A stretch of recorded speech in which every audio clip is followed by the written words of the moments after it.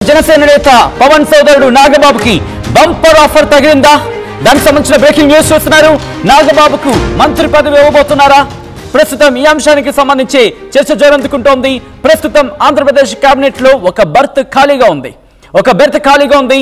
ఎన్నికల ముందు నుంచే కూటమిలో కీలకంగా పనిచేస్తున్నారు నాగబాబు. ఇటీవల ఎన్నికల్లో పోటీకి దూరంగా ఉన్నారు నాగబాబు. ఎమ్మెల్సీ చేసి మంత్రివర్గంలోకి తీసుకునే అవకాశం ఉందంటూ కూడా చర్చ జోరందుకుంటోంది. జనసేన నుంచి కేబినెట్ లో ఇప్పటికే పవన్ కళ్యాణ్ ఉన్నారు. కందుల దుర్గేష్, నాదెండ్ల మనోహర్ కూడా కేబినెట్ లో ఉన్న అంశానికి సంబంధించి మీరు చూస్తున్నారు. ఇంట్రెస్టింగ్. ఒకసారి తెలుగుదేశం పార్టీకి సంబంధించి తెలుగుదేశం పార్టీ జాతీయ కార్యాలయం అంటే ఒక లెటర్ హెడ్ మీద మీరు ఆ పేరు చూడొచ్చు. ఆంధ్రప్రదేశ్ నుంచి రాజ్యసభ కూటమి అభ్యర్థులుగా తెలుగుదేశం పార్టీ నుంచి శ్రీ బీదా మస్తాన్ రావు గారు, అలాగే శ్రీ సానా సతీష్ గారు, భారతీయ జనతా పార్టీ నుంచి శ్రీ ఆర్ కృష్ణయ్య గారిని ప్రకటిస్తున్నాం అంటూనే జనసేన ప్రధాన కార్యదర్శి శ్రీ కొణిదెల నాగబాబు గారిని రాష్ట్ర మంత్రివర్గంలోకి తీసుకునేందుకు నిర్ణయించడమైనది అంటూ కూడా నారా చంద్రబాబు నాయుడు ముఖ్యమంత్రి, తెలుగుదేశం పార్టీ అధ్యక్షులు అంటూ కూడా ఆ లెటర్ హెడ్ మీద మీరు చూస్తున్నారు.